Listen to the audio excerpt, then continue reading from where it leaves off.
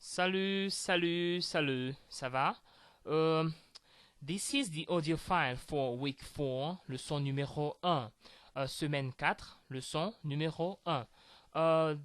In this lesson, we talked about the French articles.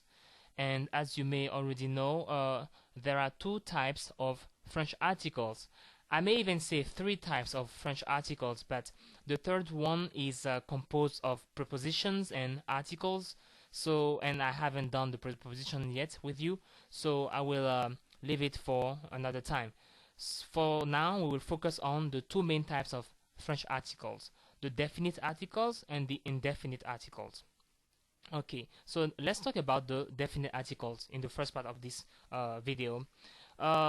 We have four different definite articles in French. Four different definite articles in French.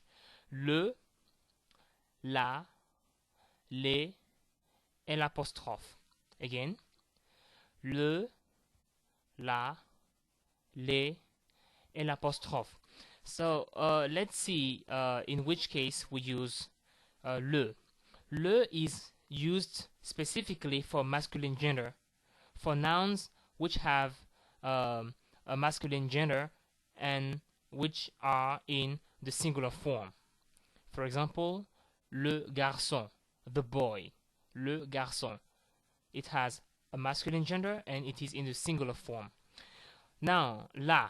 We use la for nouns which have a feminine gender in the singular form. And we can say la fille, the girl, la fille. It's feminine gender, and it is in the singular form. Les, L-E-S, les. Les is used for both the masculine and the feminine gender, but it is used for plural nouns. For example, les filles. Fille, as I already said, had a feminine gender. However, if I need to express fille in the plural, I will use les filles, the girls, les filles. Same thing for boys, les garçons. So les will go for both feminine and masculine genders, and specifically for the plural form. So this is le, la, and les. Now we have this funny little article, l'apostrophe. Actually, this is le or la. Le or la can be l'apostrophe, but l'apostrophe is used only in front of nouns which begin with a vowel or a silent H. H muet, like we call it in French, H muet. I'll give you an example. Bee, the word bee in French is abeille. Abeille begins with A, which is a vowel. And abeille is feminine, une abeille.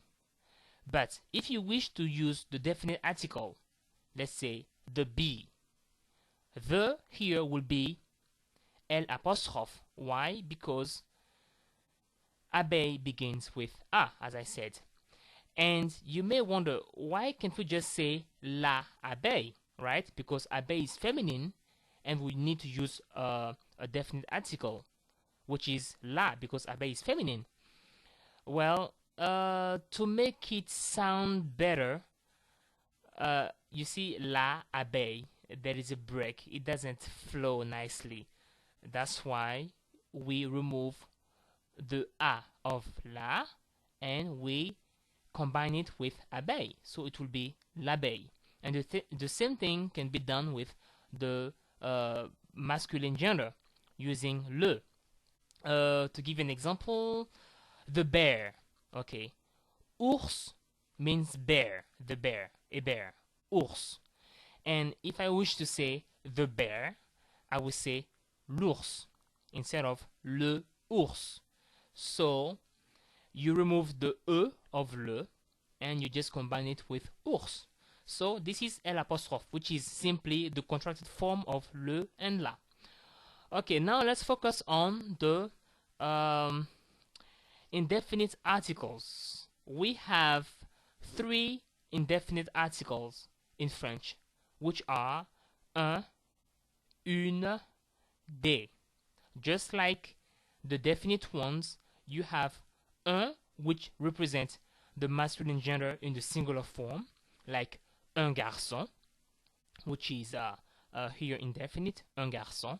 We have une, which is for the feminine gender in the singular form, une fille, and we have des, which is for nouns expressed in the plural, des garçons, des filles. And just like the definite articles, des can also be used for both masculine and feminine genders. So, no problem. You can say des filles, des garçons, even though fille is feminine and garçon is masculine. So, it works. Okay? When do we use the definite articles? Well, you may have definite and indefinite articles in your own languages, so I'm sure you know more or less how it works. We use the definite articles whenever we are trying to make a noun specific, or whenever we have a previous knowledge of what we are talking about. This is in French, right? In French. And I think it works the same in English or in Spanish. When you say the boy, uh, you assume that you already know which boy you are talking about. Or if you want to make the boy describe the boy in a specific manner, you will say the boy with blah blah blah blah blah. In French, you will say the same thing. In order to make it the boy more specific, you will say le garçon avec ceci, avec cela, just to describe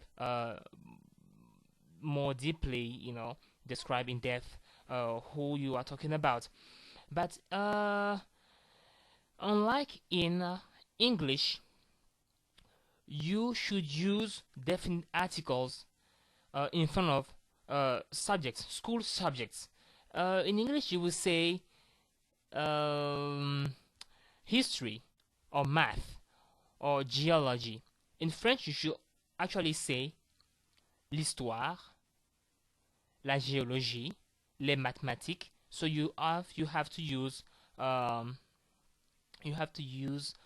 the article in front of those school subjects. Also, in English, if you need to express something in a general sense, you say water, for example. You say water, I drink water. Or you say beauty, if you need to express a concept, beauty. In French, you have to use, for those generic names, you have to use the articles, like la beauté, which is beauty. You just don't say beauté. It's too vague. You have to use the article, the definite article, la beauté. Life, you have to say la vie. What else can we say? I just said water, which is l'eau. Okay, so you use the article in front of each generic name or concept or idea used in a general sense. I think I forgot to mention about the H muet when using L apostrophe. I just showed you how to use the L apostrophe in front of a vowel. H muet simply means silent H. We have nouns like that in French which begins with a silent H, like homme, humain. So in this case, it will be l'homme or le main. We pretend as if H didn't exist, so it will be l'homme, l'humain. So yeah, this is called H muet. So we use L apostrophe in those two cases, when the noun begins with a vowel, when the noun begins with an H muet, silent H. Well, that's it for this lesson about the French articles. And you may ask me, I'm sure, but when do you know that a noun is feminine or masculine? Well, I guess you'll have to use a dictionary. This is the only way. Or unless you were born in a French-speaking country, you will have a hard time figuring out what is masculine or feminine by nature. So use a dictionary if you ever encounter such a weird noun, okay? And that's all I can say. And email me. You can join my classroom. And well, okay, bye bye, and see you next time. Bye.